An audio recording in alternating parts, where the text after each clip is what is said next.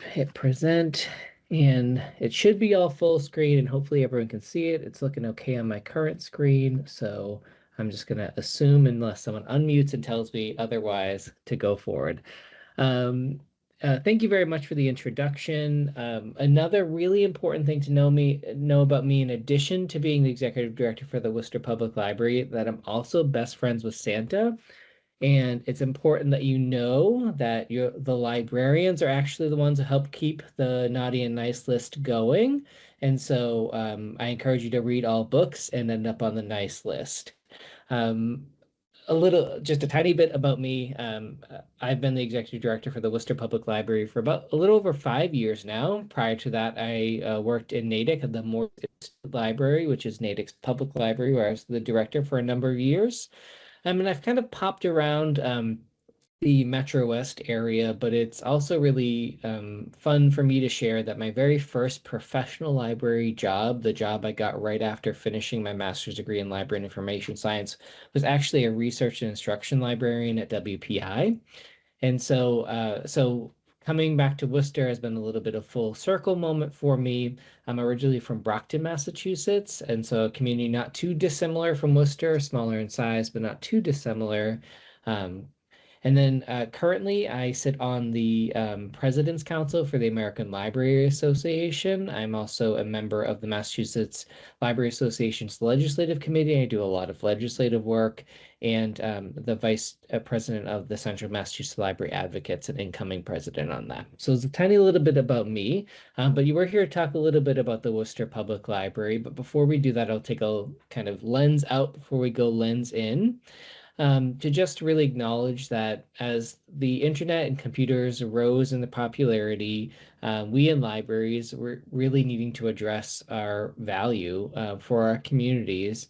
And in doing that, really push some innovative ideas that led to some exciting updates, in particular, some exciting updates I'm excited to share with you today. And that innovation and that spirit towards dealing with change continues to this day, and hopefully we'll kind of ignite some of that over the course of my about 15-minute talk today. Um, so let's get into that piece. The very first thing I want to share with you is, hopefully you know, as the Commission on Elder Affairs, Commission on Elder Affairs, there are 7 branches of the Worcester Public Library. There's the main branch in downtown Worcester. Then we have 2 more traditional branches, one in Great Brook Valley. The Great Brook Valley one has been in existence for 43 years, and I'm very excited to share with you that we are in the middle of a build out for a brand new branch. It will take GBV, as we affectionately call it, from our smallest branch to actually our largest branch outside of Maine.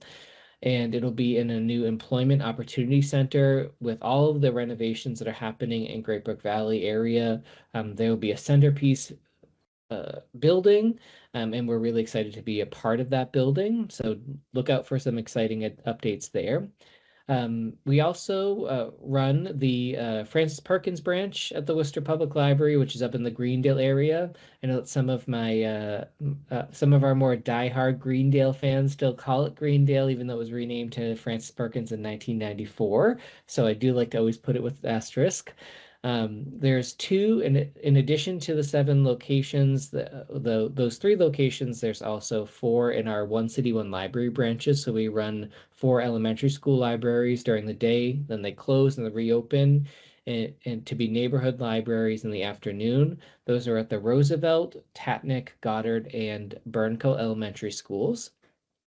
We'll also talk a little bit about bookmobiles and our book bike in a few slides, as well as our talking book library, which I'm really excited to share a little bit about you in a few slides about that as well. Ultimately, when I arrived in 2020, part of what I said to the Worcester Public Library staff was, we're here to make transformative experiences. And really, we've taken that on since 2020. We work to realign our work to better address the needs of our community, because at our core, we're here to positively transform our community through unique educational experiences. And that requires us to make sure that we're not only keeping up with the times, but keeping ahead of the times. And so you might ask yourself, in a world that seems more chaotic by the day, how are libraries staying ahead and of those issues? And we really hit those through a three-prong approach. First prong is really programming and events that directly address our needs. We then look at evaluating our spaces and services to make the best use for our community. And then we're looking at innovative collections and collection methods to help lift up every member of community, regardless of age or background. Now, it wouldn't be a conversation in libraries without kind of addressing the elephant in the room of AI and artificial intelligence and what that will do to information.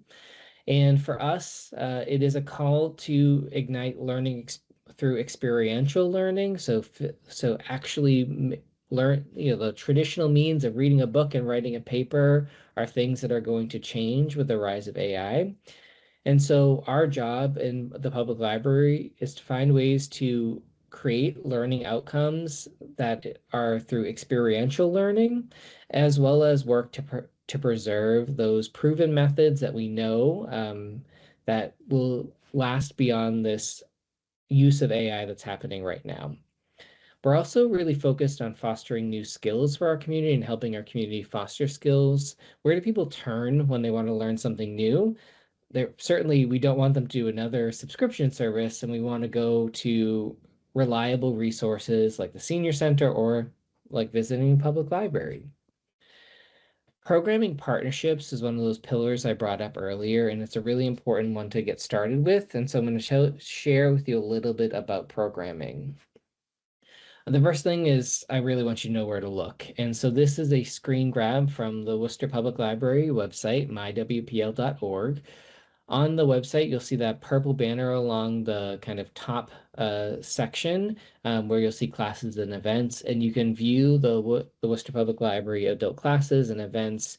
You can do everything from learn how to do a sewing machine to attend De-Stress with Dogs. You can pet dogs and hang out with people, to also some lectures and a lot of different interests. One of the biggest things that has been happening right now is our new in his position, but not new to us, local history librarian Alex London has been hard at work on these Worcester deep dives. And so he's been doing some really interesting deep dives in Worcester history and really connecting with some urban legends that we have in our community. One of my favorite, just this past month, he did a whole history deep dive on the Worcester catacombs. And so if you have heard about the Worcester Catacombs and want to learn more about it, I encourage you to touch base with Alex and take a look at all the different programs we have going on. But I also want to share something that's coming soon. So that screen grab is really only a temporary screen grab because the new Worcester Public Library website is debuting this April. You are the first group to see a screenshot of it, so congratulations on this limited and surprise announcement. But by mid-April, we will be, and hopefully early April, launching our new mywpl.org website. And so from programs and classes, you'll just see the word events in that top banner, and that's all I wanted to call out in that piece. I mentioned revisioning our services and spaces as well as another one of our pillars. So that's what I'm going to focus on now. And if you haven't been to the redesigned 3 Salem Square branch at the main library in downtown, I encourage you to come do so. One of the very exciting things that we did in our renovation was create a makerspace. And so our makerspace has everything from sewing to 3D printing and classes around all of those different services that we provide. We have a laser cutter. We can teach people how to screen print t-shirts. And but we also have a lot of really fun DIY crafting programs, and those tend to be our biggest programs. People really love the DIY, learning how to do different crafts. If you've ever wanted to learn how to do a Cricut machine with a vinyl cut, and so you can make your own custom mugs or your custom t-shirts for a family function, we can teach you how to do that in our makerspace. outside of the makerspace, we also have a very fun, we have a digital studio, which is a lab that we have on the first floor of the library that has digitization and tools for really anything that you might have. Old VHSs you want to preserve forever, we can teach you how to do that. It's the cheapest free gift to someone if you have an anniversary coming up and have everything recorded on a VHS. You can come learn how to do it for free and digitize it. We have staff that train people every Tuesday night, as well as you can book a one-on-one appointment to train at your schedule. A few more spaces that we've made adjustments to and to make the Worcester Public Library more accessible to our community is we have a new playscape, a new play area in our new children's Pappas Children's Center. If you haven't visited the library since the renovation and since the pandemic, we moved the children's room from the first floor of the library because now we have a front door that faces faces Franklin Street and right across from the commons. So we moved the children's room up to the third floor, and now it has this beautiful room with a really very fun elements surrounded throughout it, and this very fun play space that overlooks the common. We have a dedicated teen space, and then we've been really leaning in on our specialized services to our community, and so I want to get into those current services really quickly today. We have a new department that I launched about 3.5 years ago called the Community Resources Department. The Community Resources Department houses first our social worker. So the Worcester Public Library does have its own social worker on staff. We're actively recruiting for one right now as our first social worker has just left us for a new exciting opportunity. But soon we'll have more programs once that person gets started, helping people when they need food security, questions around keeping your housing, questions around Social Security. Actually, Social Security is the #1 question asked by our previous social worker. And this is a trend that you're going to see a lot more in public libraries. There are right now 4 public libraries in Massachusetts that have social workers, with 3 more currently recruiting. So we're really excited for that.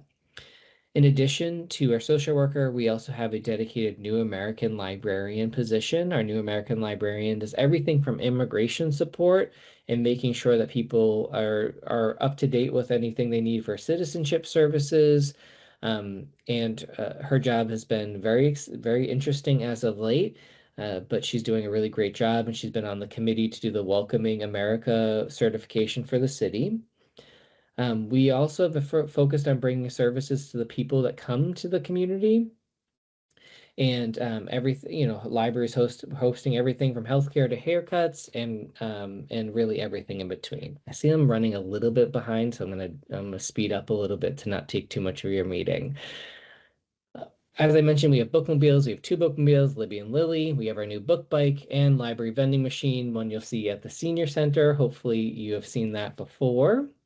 And we have this brand new collection called our Library of Things, which has been coming for the last 3 years. We've launched a Library of Things. Those are all visible on our website. Anything from craft and hobby, electronics, outdoor recreation, wellness, yard tools, yard games. If you're throwing a party and you need an extra folding table, you can check one out from the library. It's also important in this space to mention our amazing partnership with the Senior Center. And so we visit the Senior Center usually around 3 times a month, once with our bookmobile Libby, once with our talking book staff, which I'll talk about very briefly in a moment, and our adult services staff, and as well as one where we bring some staff that speak Chinese to focus on the Chinese speaking population. We can do everything in that space to answer reference questions, to fix your library card. So if you see those announcements, please stop by and talk to the staff. The Worcester Talking Book Library is kind of what I want to underscore as I hustle through the rest of this and open up to any questions. The Worcester Public Library is the only public library in Massachusetts that also functions as a talking book library. What are talking books? These are specialized audiobooks on a special player designed for those with disabilities, either print or physical disabilities. But it's important that you all know that we're also the largest lender of large print books in the state, and all of the lending through the Worcester Talking Book Library is done through the mail. So you never ever even have to leave your house to do so. How do you qualify? You do need to be certified to use talking books, and that's anyone with a vision or a physical disability may qualify. So I encourage you to reach out to us at the Worcester Public Library or the Worcester Talking Book Library if you think you or someone you know might really benefit from this service. It's a really amazing boutique piece. You don't get whatever books, you get the books you want to read. And there's a small but mighty staff that makes sure that all gets mailed out to you. We also, in that space, have a recording studio, so we're recording lots of local content to make it available globally. We have a Dial a Story, a resource that you can just, this phone number, 508-552-3456, and you can actually even hear the newsletter of upcoming events at the library if that is something that's more your speed than jumping on mywpl.org. The Worcester Public Library staff, I want to give a little bit of a heads up on the staff. There are 23 languages spoken by staff at the Worcester Public Library, and I have 4 staff that actually speak more than 2 languages, one speaking 6 languages. And so these are some of the languages we speak at the Worcester Public Library. And of course, just like the Senior Center, we do have access to language lines. So if a staff member in front of you doesn't speak that language, we can work on it and on access to that there. Ultimately, what is important for our community to know is that at the Worcester Public Library, our goal is you know that you belong here. And I think with that, I'll pause my presentation and open up to any discussion and questions.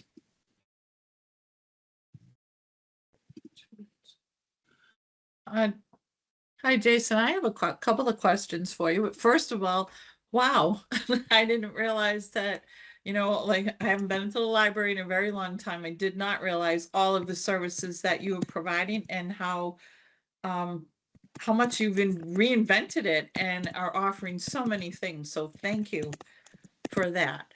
One of my questions for you is the bookmobile, which was one of my favorite things when I was a kid, that we would wait for it to come to the school. Does your bookmobile, do you expand your programs out to nursing homes? So we do some, and so if there are ones that you want, I'll definitely throw my email in the chat and you can reach out to me. So we do work with some nursing homes.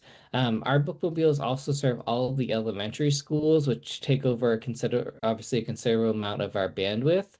But we're working on a kind of more sustainable option for that now. So we're always open to find new stops and to connect with places. So I will drop my email is just my first initial last name, JHOMER, jhomer@mywpl.org, and I'll drop that in the chat. And so if there's a particular space you're thinking of, feel free to send me an email. Thank you. Does anyone else have any questions? I have a comment. It's Patty. So I am the operations director, but I'm also one of the dementia-friendly Worcester coordinators. And I just want to say what a gem you have in your staff. Karen Wall has been awesome. She comes once a month and reads a special book to with our group, people living with dementia, and it has been a very popular, one of the most popular. We've gotten a couple people who absolutely have refused to read anything because we do poetry and different things, and she makes it very interactive, and it's just been a great partnership and all the great programs that she's working to bring to the senior center. And I just wanted to do a shout out to the outreach people who come as well. I know it varies and it changes, but they are awesome as well. They are just a wealth of information and they share so much with our seniors. So I just want to say thank you. I appreciate that. Thank you for that. I have a question. My name is Logo, and I wanted to say thank you for such a great presentation. And I too did not know that. I've been to the library several times with my kid, but I didn't know all the other pieces that went into it. So thank you so much for your presentation. My question to you is the makeup space, because I work with youth as well as adults. Do you, is there anywhere in your space that you allow group or just individuals? So really depending on I'll answer this in two parts, I think. Let's clean up my sentence. I'll answer this in two parts. So we do have programs that individuals or multiple individuals can attend, but if there are groups, we can also work with the team to figure out what might work for an individual group, whether it's so something pretty normal that we do is like the YW right next door sometimes has middle school girls that they're working with their like leadership and confidence building that come over to the library for different programs. And so we will also make custom programs for different groups. And so if there is something that sparks in our makerspace itself is really has a ton of teen and young adult program in it as well. Pretty much that room is really available to everyone 11 and older. And if we had anyone younger, we would obviously work with the group to make sure that that was done in, the most safe way. But there's that's usually just because we have a lot, 3D printers running and don't want little fingers in those. But in a controlled environment like a group with teachers or facilitators, we can definitely make something like that happen. Now, is that something that someone have to reach out to you, or is there a specific person that handles all of that? So the person that will be handling it, it was supposed to start today, but obviously this is a weird day to start work. Yes. And she doesn't have any email or she doesn't have a computer yet. And so for right now, I would just say use my email and I can refer it to her as soon as she starts and gets her feet under her. Okay. Thank you. Hi, I'm Linda, Manager Senior Services here at the Senior Center. And I just wanted to make a comment that you have programs for all ages, from toddler groups on up to seniors. And I love that you have Saturday programs. So for people who work, there is an opportunity to go there and participate in things on the weekends too. And I hear your cooking classes or educational health classes like that are very popular and provide a lot of good information. So kudos to all of you.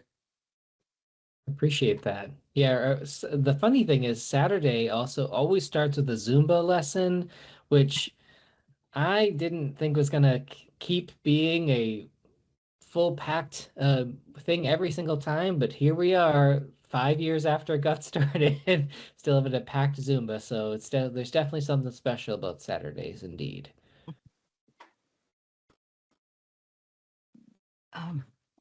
I'd like to thank you also for all the collaboration we have. And yeah, exercise is amazingly popular. So I'm glad it spread to the library and something to do on a Saturday. I saw that you have book bikes. What is that? So last year I bought a book bike. We just had a naming contest because obviously we have our bookmobile Libby, then we got a little one Lily, and then we got a van with our talking books. So that's a Louis after Louis Braille. So we had to do an L name, and we did a whole campaign with kids this past December for them to pick and they named after a very famous Nintendo character, they named our book bike Luigi. So we're really excited about Libby, Lily, Louie, and Luigi. So and all rolls off the tongue, doesn't it? And so so our book bike we take really anywhere. The parks we brought to the Out to Lunch series this past summer. Almost every week that we were there, we brought the book bike out, and so it holds books in it. And actually I used it in the Boston Pride for the People event where we gave out 600 banned books to the community. And so we have been really working at doing some unique outreach. You will not see me trying to compete in the what's the race with Major Taylor that I just blanked on the name of that street all of a sudden. It just flew out of my head. George Street. George Street race. You will not see me trying to do that in the book bike. It's not going to happen. It's too heavy. But it is a really fun way and lets us connect. And I can actually fit it in the back of my Jeep and drive to places. So you'll start seeing the book bike, especially around the spring and summer. How many books can you fit in there? I know we can get about 300 in the whatever it's called, the machine. So I can fit about 600 books if I'm jamming books in to give out. Wow. Obviously it's really heavy when I'm pedaling toward the 600 books, so I usually try to sit around like a 200 because it's a little bit more doable on my knees. But usually what we do with the book bike is those are our giveaway books. So usually we've gotten a grant to give out books, and they're not books that we're not expecting to come back. That's usually what we use the book bike for. But we can use it. It has a little desk that comes up, so we could use it at checkout if we wanted to do that as well, which we've done a couple of times. So, but it's more successful with the like tons of books to give out to kids. Has been our bigger push. So.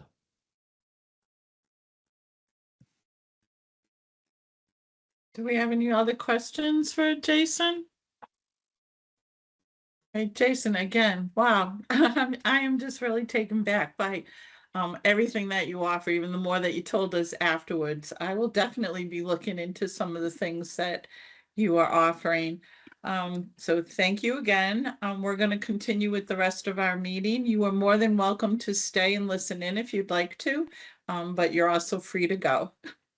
I think I'm going to start my dig out of this snow. So good luck, everyone, and digging out, and stay safe. All right. Thank you again. Thank you. Thank you. Thanks. All right. So we're going to continue on with our meeting. Amy, do you want to start with your report? Sure. Thankfully, we're working remotely. What a tough winter. Thank you so much for joining today. I sent to you the monthly report that I do, and I'll just highlight a few things and save some for Patty and Linda. I guess the biggest news is last week, the new Health and Human Services Commissioner started. You remember Dr. Maddie Castile retired. So my new supervisor and the new go-to person for Health and Human Services is Seema Dixit. I'm sure you'll be seeing her in the news. She is the former deputy director for the state of Rhode Island's Department of Public Health. And I've already met with her twice. So she jumps right in and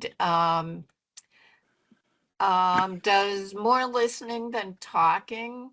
But what she says tells me that she is a font of information and expertise with over 30 years of work in the field. So I'm very excited to have her on, and perhaps, well, I will invite her to speak at our June commission meeting. That'll give her time to get her feet wetter, and also I've got everybody lined up until then. So excited again about that. And for those who are, should I share my screen or shall I just report? I can share my screen to see the report. Any preference from anybody? I do. I have whoever's typing, you're Yeah. not on mute. Could you mute that? Okay. Thank you. So shall I share my screen? I can. Yes. I'm not hearing anybody, so I'm Oh. not going to, because frankly, it's easier for me to work from my paper. So for those who are following along, I bolded some new information about the strategic plan accomplishments. We have 300, as of the end of February, we have 333 different programs that we've offered this fiscal year. And that is 74% of our goal, which of course is an internal goal, and that, we recognize that quality versus quantity is important, but it's fun to track the numbers too.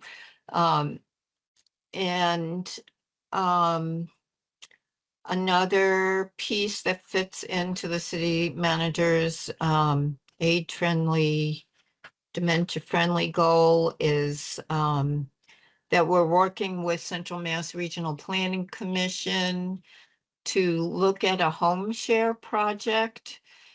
Apparently, Vermont has a very robust program in which they find seniors who are homeowners and have space in their large homes to take in boarders, and they match them mostly with students, college or graduate school students who need housing, and some of them actually provide services and or just company for the senior who's living alone. And at our last meeting, we found that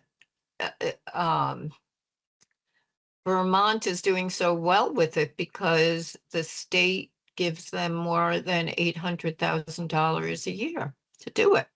So right now, we are looking at every option to create housing and also provide support for seniors. So the thought is, if we can pilot a program in our area, we could then perhaps sell it to the state for the future.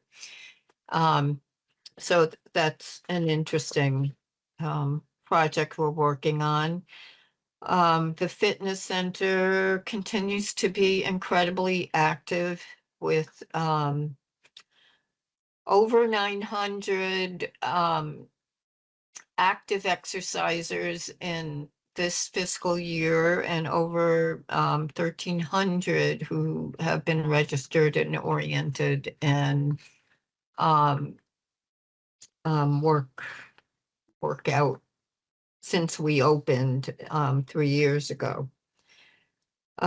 We did serve as a warming center for a weekend and another few days. Those times when we had very frigid temperatures.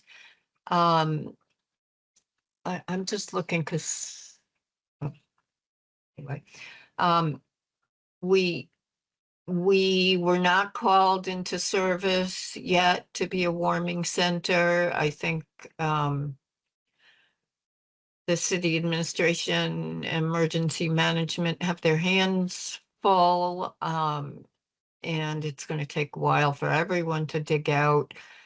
I don't have a full report on folks, but I know that some people have lost electricity. And unfortunately, some people remain unhoused. I hope they've all made it to shelters. But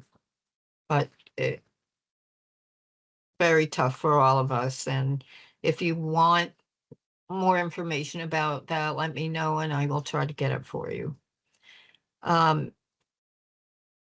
Moving down to our regular goals and objectives, funding is actually still going quite well. We're following our spending plan and working on the FY27 budget process.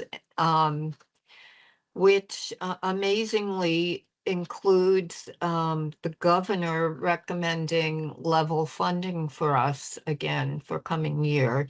So that's $16 per elder times 39,350, I think it is. Seniors who lived in Worcester as of the 2020 census, which comes out to over $600,000 in state money, which supplements our city tax levy funding. So I can imagine that there might be emergencies that will get in the way of this level funding, but I don't imagine that legislators will stand in the way of the governor's recommendation, because it is a win-win-win to fund councils on aging who are in every municipality of the state and to provide that direct service. I've also been on an advisory committee for the state's annual report on councils on aging, and I can't wait to share it with you because it paints a beautiful description of the value of councils on aging and the challenges that we address. So coming hopefully soon, you'll get that report. Patty will talk about programs. And Linda, maybe you can mention how we're trying to work with St. Paul's this year to address some more emergency resources. Hopefully that will work out. And then Patty will talk about the building and grounds. And I will go on to organizational structure. We are continuing with our staff internal education at staff meetings. This past meeting, the operations staff headed by Patty finished up their presentation about what they do. And in March, we're actually taking a break to do emergency planning training that the city is mandating. And then in April, Linda will be leading the senior services to do a presentation or to in staff meetings. And I am finding it really valuable to help the 12, 14 of us understand better what we do on a daily basis, and also to join in the pride that I see with the folks who are making presentation about the work that they do. I think I'm really glad to see that and support it. So we are all having to support each other due to being down one staff member due to an accident. Hopefully it won't last much longer.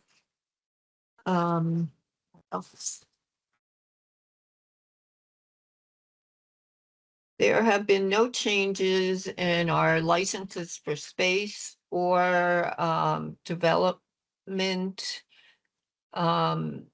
which is a good thing, meaning that Rogerson Communities is still invested in working on developing affordable elder housing in our unoccupied space.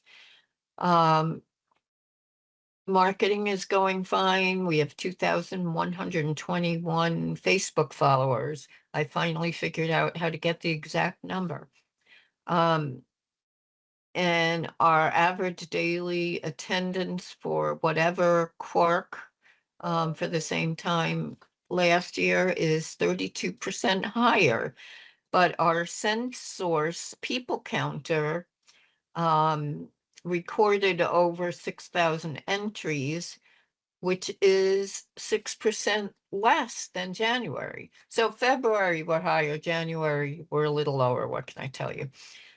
We're still very active, and closing the senior center is a hard thing to do. Hopefully we will be open Wednesday. We will not be open on Tuesday. Public schools are canceled and we will be closed again. Hopefully we'll safely dig out and reopen on Wednesday. Congratulations to Patty and staff for producing our new newsletter. March will be the third one. We were successful January and February with a new publisher. It's quite a transition, and I'm very proud of staff for being able to make it. The only other thing I was going to mention is that the Central Mass Housing Alliance has opened a seasonal senior support program in Leicester for seniors who are experiencing homelessness for the first time. There are unfortunately a lot of eligibility criteria that they have to meet, so it's going slowly, but it's an option for some to have housing through June. It's temporary through June. So Linda may have more to say about that, but that is my report. Maybe save questions for the end and hear from Patty and Linda. Okay, I'll start us off. I just wanted to mention in regards to building and grounds that we've been having ongoing heat issues, but the Department of Public Facilities has been working really hard to resolve them, and we have noticed some improvement. So that's the good news. And just wanted to mention that our snow removal, since we got more dumped on us and more coming, the new company that's been doing our parking lot and sidewalks and whatnot has been doing a great job. So we're happy to hear about that. February programs was very busy. I was like jotting all my notes down, and it was all about Heart Month. So Heart Healthy Cooking for 1 and 2 by Lutheran Home. We had a distinguished speaker on heart discussion with Steadfast, followed by Elvis because everybody loves him. We had another heart program called Communicating with heart mindfulness at any age. Oh, there was one other one, Heart and Healing with Self-Love, which I attended, and it was really good. It was just about mindfulness and guided reflection, and it was just very calming and peaceful, and it was, helping us keep our hearts regulated. So breathing techniques, things like that to de-stress. It was very good. In honor of Black History Month, Marty Gitlin came. He has been very popular this past several months. He did the celebration of Motown, and then P.E. James, a singer and guitarist, did a Motown tunes. We had a brother and sister duo who were adorable. She played the violin and he played the drums, and it was amazing. We continue along with Bingo Size, which has been extremely popular. I think Linda was instrumental in setting this up with UMass. Yeah, so they really like the Bingo Size, and that will be continuing on. And then for March programs upcoming, our biggest one will be the St. Patrick's Day program as usual, whole day of that. So we have the Grand Marshal, Jim Brown, we have poetry, we have Iris Music, the Rob Show, and of course the corned beef and cabbage. We also are doing a program called How I-290 Reshaped a Neighborhood by Vernon Connect. So obviously it's the Vernon neighborhood affected, so that will be interesting. And A Vision for the Planet, multimedia experience by Jim Scott, which is funded and supported by one of our participants who recently lost her husband. So it has a lot to do with that. We have a harpist. This is one of the collaborations or partnerships with the Worcester Public Library, the Talking Book Library. We have a Amy Mingo, who will be coming to play for us. And then the Sheriff's Office will be here. Suki organized safety service and support. So just information about what the Sheriff's Office provides to the community and some of their programs, including a drone program. So it's going to be really interesting. We have 2 new interns for this semester, one from Worcester State University, who is very interested in our health programs, which, it being the winter, I think is, and everybody's goals for the new year, everything has been busting at the seams with attendance.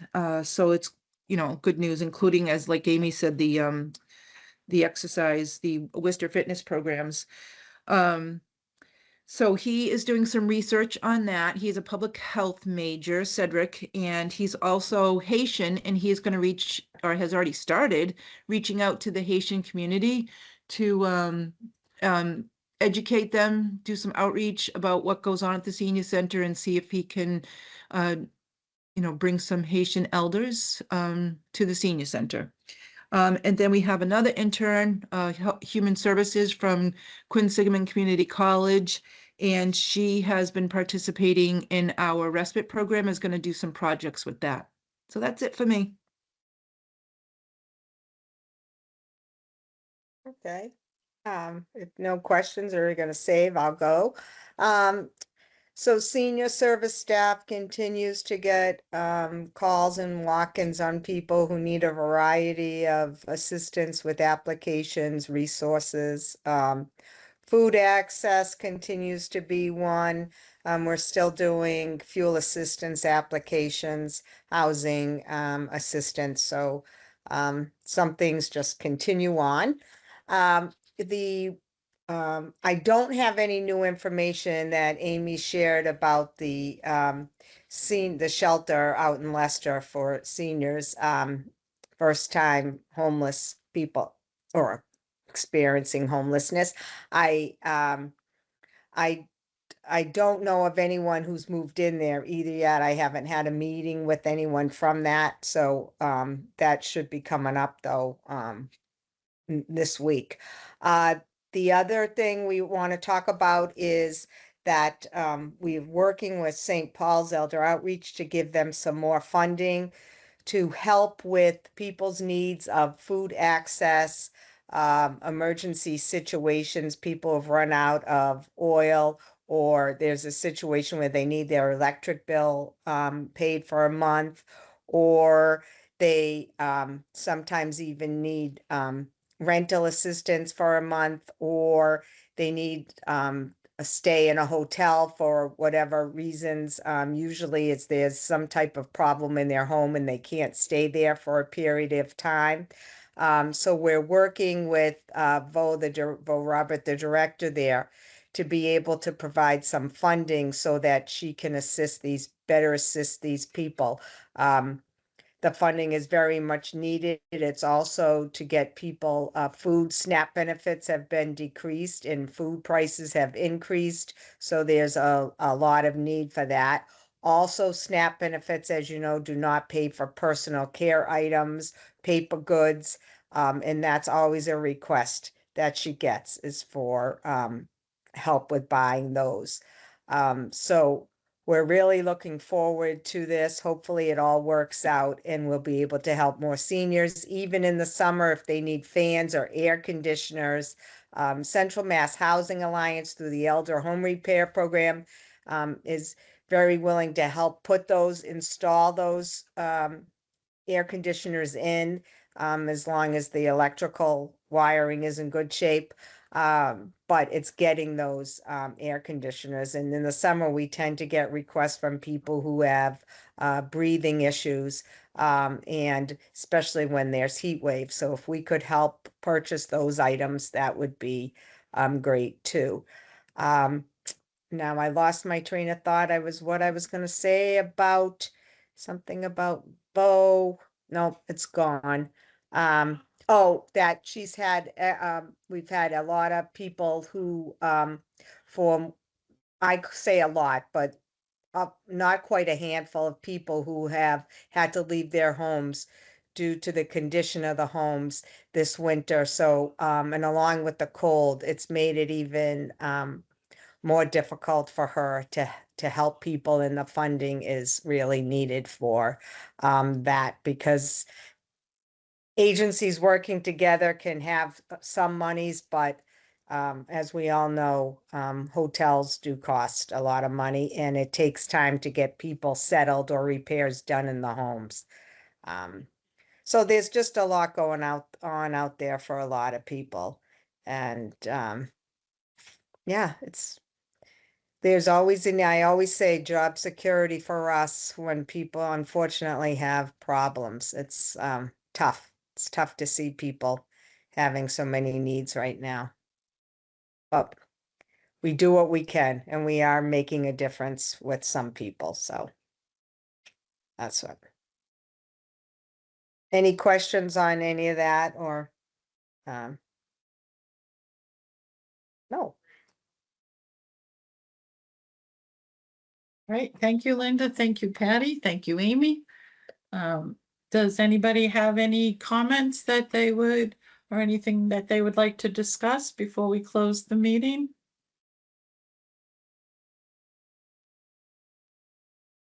I'm not hearing any yeses that we do. Do I hear a motion to close the meeting? Motion to close. Do I have a second? Second. Second. Okay, all in favor? Aye. I do. Aye. Any opposed? Thank you. I don't have my paper right in front of me. Amy, when is our next meeting? The 23rd. March 23rd. And that's in our last, person. that's our last virtual. Okay, so Yeah. our next meeting is March 23rd at 4 o'clock, and that will be a Teams meeting.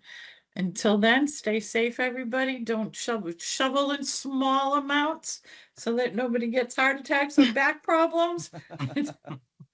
Thank And I'll- Thank you. and I'll see you all next Bye. month. Take care. Bye. Bye, everybody. Bye.